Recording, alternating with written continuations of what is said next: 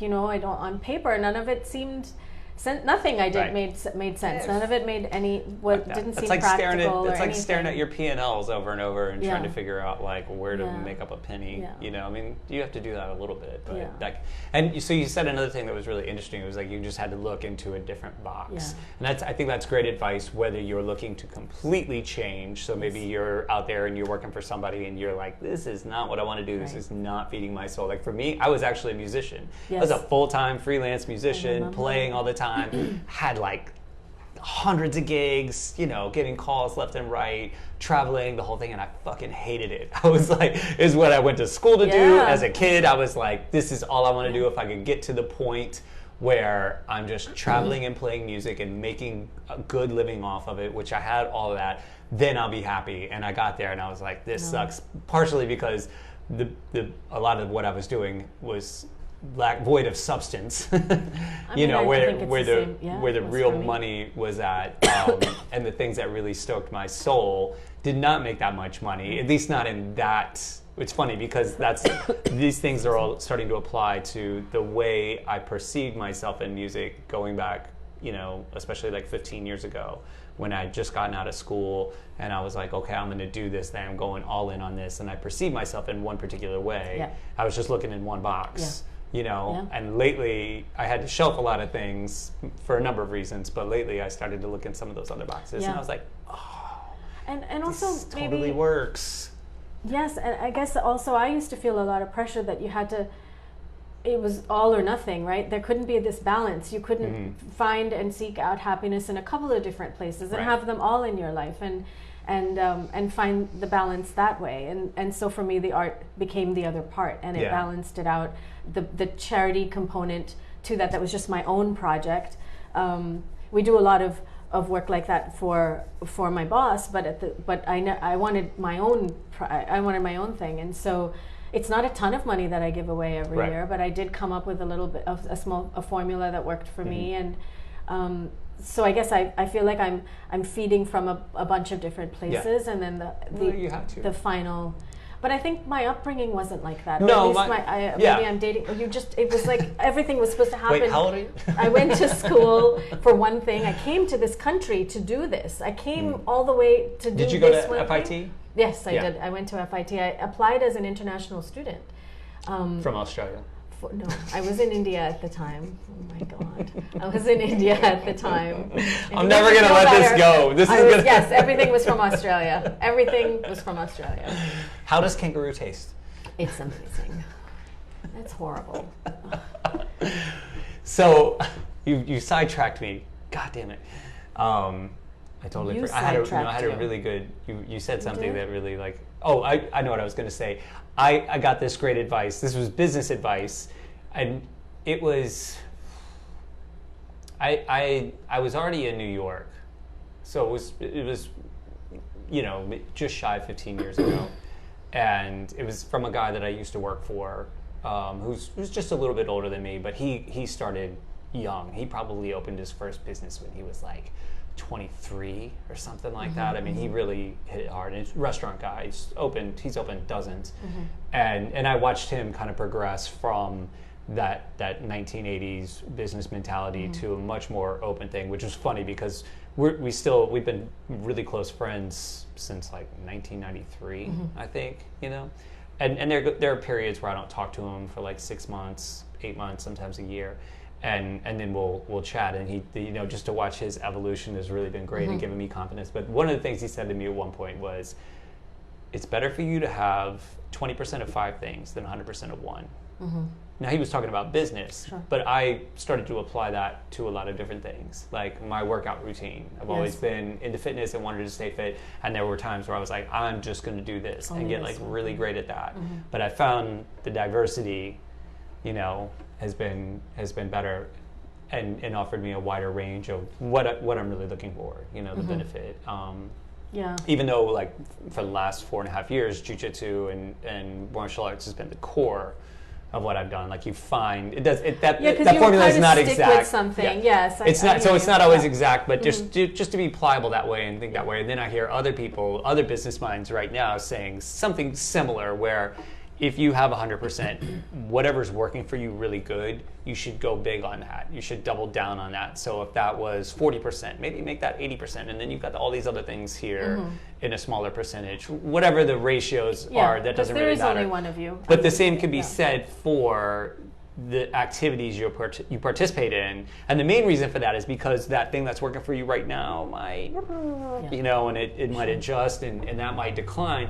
And as long as you've got, you know, the fire kind of burning already under these other things, they'll supplement each other. And so it can be said too of just like whatever makes you happy. So I was just going to say, you know, what's giving you joy, right?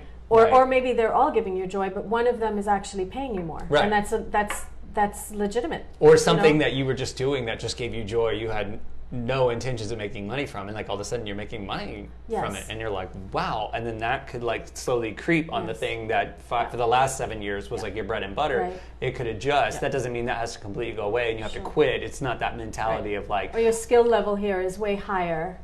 And you need to, you know, you need to do some more work. But that mentality of like, I think of like, and my parents didn't even really do it where they stuck with, you know, the one career, but that was their generation. My dad it was did, my parents didn't.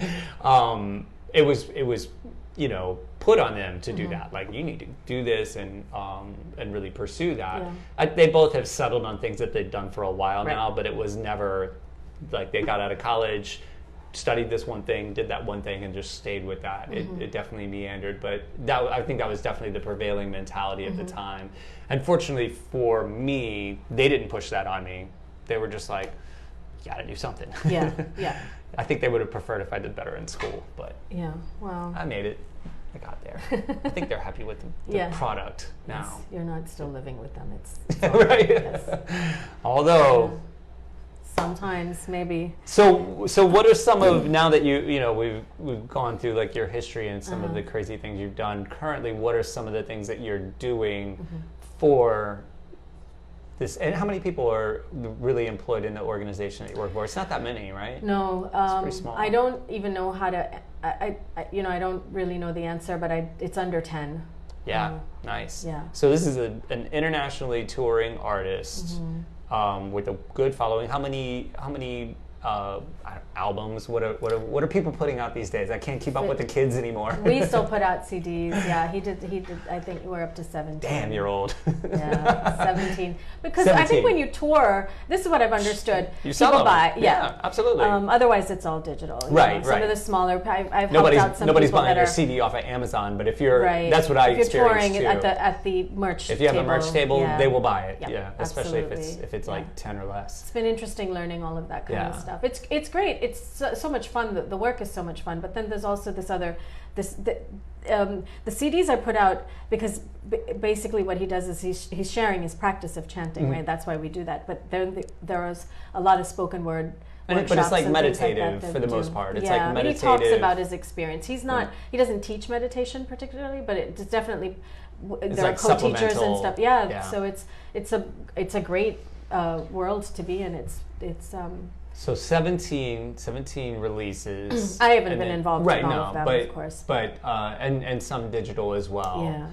What are some of the things then that like day to day? What are like some of your tasks? Yeah. So really, I mean, those are obviously we're not putting out albums every day, but so what I was hired to do was to catalog all of his work. So that it could eventually be released digitally. Right. We had recordings and stuff, but they weren't in any concise way. And so as what I do with my sister is to create different ways to share some of the teachings. Like we started a podcast series, and we have a video series that we release on YouTube. Those are all free. We also set up a 501c3 because there is a charitable organization attached to what he wants to do, and so it's really nice work. And what are some of the other platforms you've released digitally on? Our podcasts are everywhere. iTunes, Spotify, Google Play, and any of these other. Is it all just subscription, or is there downloadable? Like, have you guys messed with on SoundCloud? On our website, SoundCloud, yeah, they're hosted there. Right. That is where we host them, and you can iTunes download. Or I think you can download those, right, and listen to them offline. Just in podcast form. I think so. Yeah. You can listen to it on our website and download it too. And are there any? There's like. When you say catalog, I was just thinking of like the guys that I went to school with that just sit at home and like kick out digital music and put it into catalog for like commercial use. Have you all done anything like that as well? Okay. No. When I meant catalog, I meant organize. Gotcha. Like actually organizing the work. There was a bunch of stuff that had been kept but not organized. Gotcha. We didn't even really know what we had. And right. Eventually, those things can be used for teachings in the future, and we put together an online course at one point. So yeah, it's been really good. I mean, these are things I didn't know how to do, so it's kind of awesome. Yeah, no. All those years in the garment industry. Well, I tell you what it taught me. It taught me how to be a project manager, and I think that's a big time management, being able to foresee that things go wrong. Equipment fails even though you just tested it, so you had to back up for a backup. Bought this shit. Yeah, well, so that I think that's what it taught me, and then I was, I had some maturity, so I was able to follow through without needing a lot of supervision and that kind of thing, and I think that's why I feel like at least I've found myself a home. Nice. Yeah. And you also dabble in social media for. I do, yes, for them.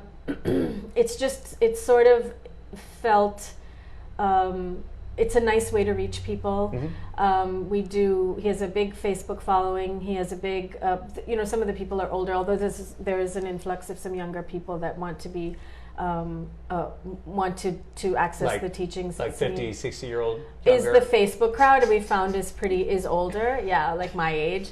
And then there's younger crowd. We have a big Instagram following too. And so we divide it up. Yeah, I mean, I don't do the Facebook. There's another person that does the Facebook stuff. I do the Instagram, but even that, like, you have to learn the way people think, and there's a little bit of ADD attached to the people who do the scrolling and all that kind of stuff. It doesn't mean that it's not worth writing something if you have something that you want to say, and I think.